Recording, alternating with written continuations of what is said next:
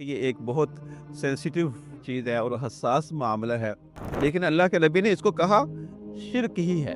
میری امت میں تو شرک ہے تو پھر صحابہ بھی چوکنا ہو گئے، تو کہنے لگے اللہ کے نبی اس شرک سے بچا کیسے جا سکتا ہے؟ شرک یہ نہیں ہوتا کہ کوئی شخص اللہ کی عبادت نہ کرے اور کسی اور کی عبادت کرے، نہیں۔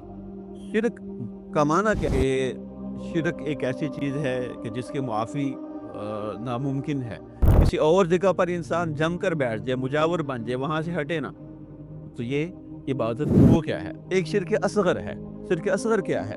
سمجھتے ہیں کہ جناب ہم شرک نہیں کر رہے، ہم سے بھی بعض اوقات شرک صادر ہو رہا ہوتا ہے۔ پھر آپ نے یہ دعا سکھلائی کہ تم یہ دعا پڑھا کرو، تو ہمیں بھی یہ دعا پڑھنی چاہیے۔ الحمد للہ رب العالمین والصلاة والسلام علی سید الانبیاء والمرسلین وعلی آلہ واصحابہ ومن تبعہم بإحسان الی یوم الدین، اما بعد۔ سابقہ لیکچر میں ہم نے ایک اعتراض کے جواب پر گفتگو کی تھی۔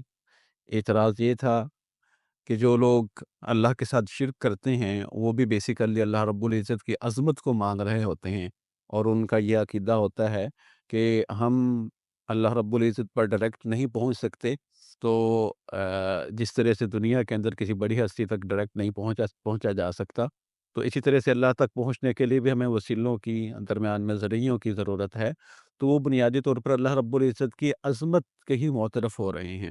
تو اس کا جواب امام صاحب نے دیا تھا کہ جو شرک ہے یہ بیسیکلی دو قسم کا ہوتا ہے، ایک شرک تعطیل ہے، ایک شرک تمثیل ہے۔ تو یہاں پھر انہوں نے شرک تعطیل کی اچھی طرح وضاحت کی کہ وہ کیا ہے، کہ اللہ رب العزت کی جو صفات ہیں ان کا انکار کر دیا جائے، اور اللہ رب العزت کے جو اسماء ہیں ان سے اللہ رب العزت کو خالی گردانا جائے، اور یہ سمجھا جائے کہ اللہ رب العزت تخلیق کے بعد دنیا سے، کائنات سے الگ ہو گئے ہیں، اور اس وقت ان کو کنٹرول، کوئی تدبیر، کوئی انتظام وہ اللہ کے ہاتھ میں نہیں ہے۔ اللہ رب العزت نے اس کو اسباب کے ساتھ جوڑ دیا ہے، اور اب اللہ رب العزت کا اس کائنات کے چلانے میں کوئی عمل دخل نہیں ہے۔ تو یہ مطلب ہے کہ کچھ لوگوں کا عقیدہ ہے، اس کو شرک تعطیل کہا جاتا ہے، کہ اللہ کی صفات کا انکار کر دینا۔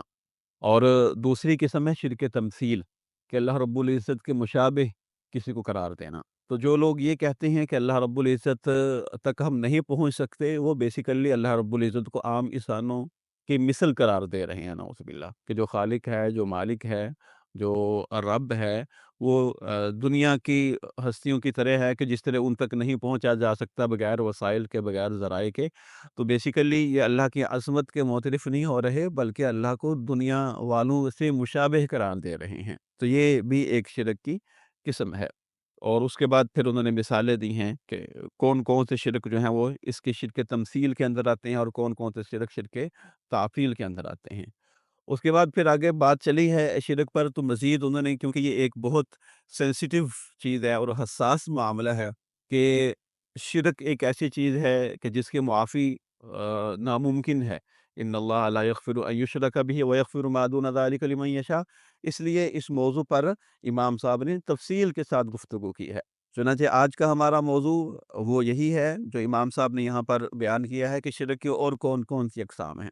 تو یہاں پر انہوں نے فصل 69 کے اندر شرک کی جس قسم کو بیان کیا ہے، وہ ہے شرک فی العبادہ، عبادت کے اندر شرک، یا شرک فی المعاملہ، معاملہ کے اندر شرک۔ تو کہتے ہیں کہ یہ والا شرک جو ہے یہ اس درجے کا تو نہیں ہے شرک تعطیل اور شرک تمثیل کے طرح، کیونکہ شرک تعطیل کے اندر تو آپ اللہ کی صفات کا ہی انکار کر دیتے ہیں، وہ اللہ کی ذات کے اندر شرک ہے۔ اور شرک تمثیل بھی ایک لحاظ سے اللہ تعالیٰ کی ذات کے اندر ہی شرک ہے، کہ اب اللہ رب العزت کے مشابہ انہوں قرار دے رہے ہیں۔ تو شرک فی العبادہ اگرچہ اس درجے کا نہیں ہے، لیکن یہ بھی ایک شرک ہے بہت بڑا۔ اور پھر اس کی آگے قسمیں ہیں شرک فی العبادہ کی۔ شرک فی العبادہ یہ ہے کہ آپ اللہ کو بھی مانتے ہیں، اللہ کو بھی تسلیم کرتے ہیں، اور ساتھ عبادت کے اندر اللہ رب العزت کے ساتھ کسی اور کو بھی شریک کر لیتے ہیں۔ اللہ کے ساتھ محبت کا معاملہ ہے، تو محبت میں جیسی محبت اللہ کے ساتھ ہونی چاہیے ویسی محبت کسی اور کے ساتھ کرنا، اور جو افعال اللہ رب العزت کے لیے سر انجام دیے جانے چاہیے، جو کام بطور عبادت ہم اللہ کے لیے کرتے ہیں، وہ کسی اور کے لیے کرنا، یہ شرک فی العبادہ ہے۔ عبادت کے اندر شرک، مثال کے طور پر سجدہ کرنا، یہ ایک عبادت ہے، تو اللہ رب العزت کے لیے ہی سجدہ ہونا چاہیے۔ اب اگر کوئی کسی اور کو سجدہ کرے گا، کوئی شخص، تو یہ شرک فی इबादा हो जाएगा कि इबादत के अंदर शिरक हो गया।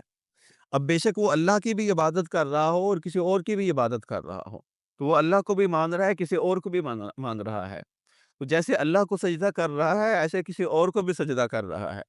तो ये शिर्क फिल इबादा है कि इबादत के अंदर उसने किसी और को भी साथ शामिल कर लिया है, हिस्सा किसी और का भी डाल लिया है। शिर्क ये नहीं होता कि कोई शख़्स अल्लाह की इबादत ना करे और किसी और की इबादत करे, नहीं। शिर्क का माना क्या है? हिस्सा, सहम। तो इबादत के अंदर किसी और को साथ किसी और का हिस्सा रख लेना कि अल्लाह के लिए भी सजदा हो रहा है और किसी और के लिए भी हो रहा है। अल्लाह के लिए भी रुकू हो रहा है, किसी और के लिए भी रुकू हो रहा है। अल्लाह के लिए एतिकाफ हो रहा है। एतिकाफ क्या है? एक इबादत है कि एक जगह पर जम कर बैठ जाना, अल्लाह के लिए अपना वक़्त मुख्तस कर देना कि मैं इतने टाइम के लिए यहाँ से नहीं उठूँगा, ठीक है?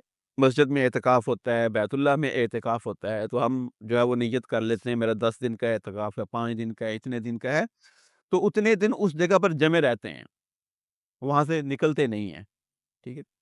तो यही एतिकाफ अगर किसी और के लिए हो, किसी और जगह पर इंसान जम कर बैठ जाए, मुजावर बन जाए, वहाँ से हटे ना, तो ये इबादत के अंदर शिर्क है। और इसी तरह से दुआ एक इबादत है। तो अल्लाह के साथ-साथ अल्लाह से बंदा माँगे, किसी और के से भी माँगना शुरू कर दे, तो ये शिर्क फिल इबादा है। इबादत के अंदर शिर्क है। तवाफ़ एक इबादत है, घूमना, चक्कर लगाना बैतुल्लाह के गिर्द, ठीक है? ये एक इबादत का एक तरीका है। तो किसी और कोई पत्थर हो, कोई दरख्त हो, कोई मूर्ति हो, कोई कब्र हो, वहाँ पर अगर तवाफ़ किया जाएगा, घूमा जाएगा, तो ये शिर्क फिल इबादा है।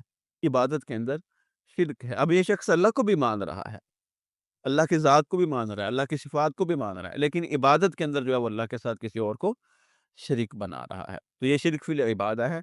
फिर आगे जो खतरे की घंटी है, जो हम समझते हैं कि जनाब हम शिर्क नहीं कर रहे, हमसे भी बाज़ औक़ात शिर्क सादिर हो रहा होता है। वो क्या है? शिर्क फिल इबादा हमसे भी हो जाता है।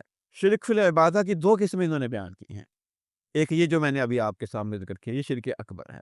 ये शिर्क कबीर आप इसको कह लें। एक शिर्क असग़र है। शिर्क असग़र क्या है?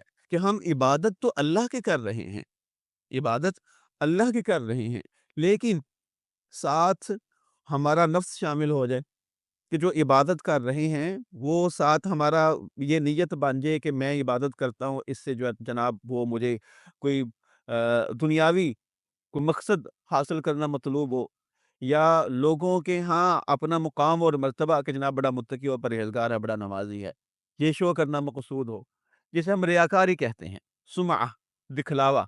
तो ये एक हम इबादत के अंदर हिस्सा डाल रहे हैं। इबादत सिर्फ़ अल्लाह के लिए होनी चाहिए ना, तो हम साथ अपने नफ्स का हिस्सा डाल रहे हैं या लोगों का हिस्सा डाल रहे हैं, किसी और को दिखाने के लिए कर रहे हैं।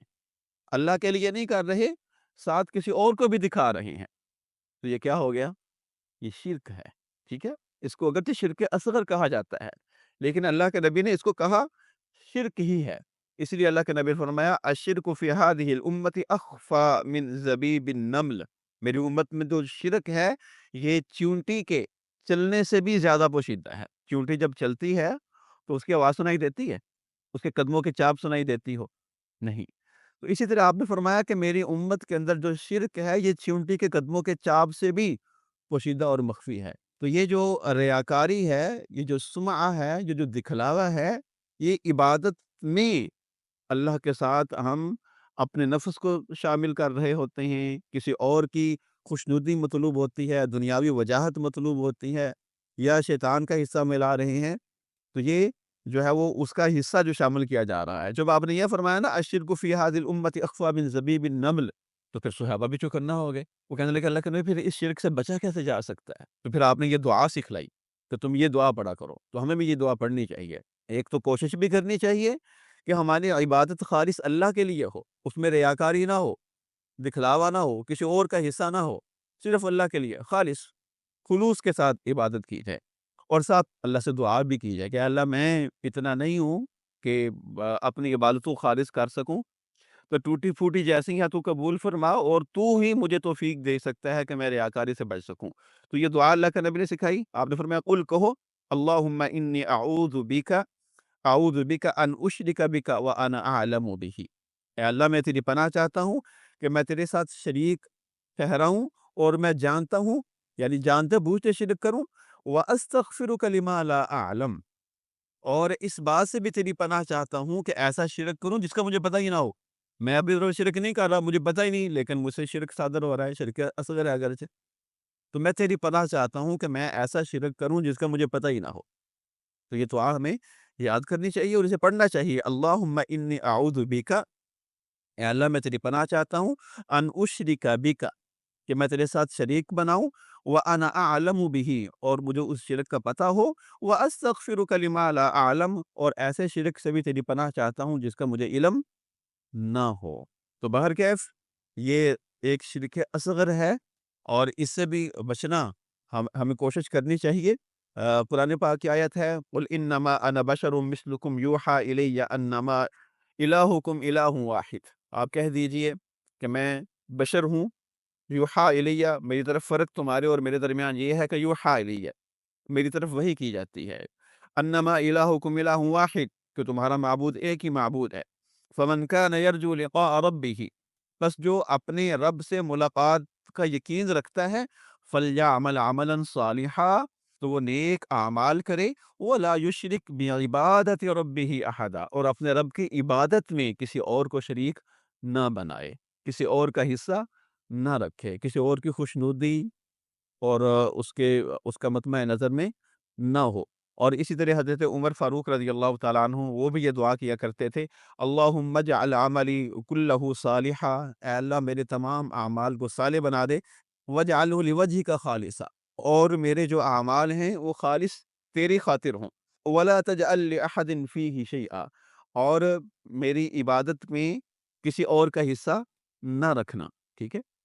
اور ایک اور حدیث بھی ہے اس سلسلہ میں کہ اللہ کے نبی نے فرمایا کہ اللہ تعالیٰ فرماتے ہیں، انا اغنى الشرکاء عن الشرک، میں حصہ داروں میں سے سب سے زیادہ غنی ہوں، بے پرواہ ہوں، فمن عمل عملا، بس جو کوئی ایسا عمل کرے، اشرک معی فیہ غیری، اس عمل میں کسی اور کو بھی شامل کر لے، فمن عمل عملا، جو کوئی ایسا عمل کرے، اشرک معی فیہ غیری، کہ وہ میرے ساتھ کسی اور کو بھی حصہ دار بنا لے، فہو للذی اشرک بہ، تو وہ اسی کا ہو جائے گا جس کو اس نے حصہ دار بنایا ہے، وانا منہ بری، میں اسے بری ہوں، میں اسے کچھ نہیں لوں گا، ٹھیک ہے۔ ہم عبادت کریں اور اس میں اگر ہماری نیت میں تھوڑا سا بھی حصہ کسی اور کا آ گیا، ٹھیک ہے، کسی اور کو دکھلانے کے لیے، ریاکاری کے لیے، یا شہرت کے لیے، تو اللہ تعالیٰ فرماتے ہیں پھر میں اسے بری ہوں، وہ میرا نہیں ہے، میں اپنا جو تم نے میرے لیے کر رہے ہو، میں نے اس کو بھی چھوڑ دیا،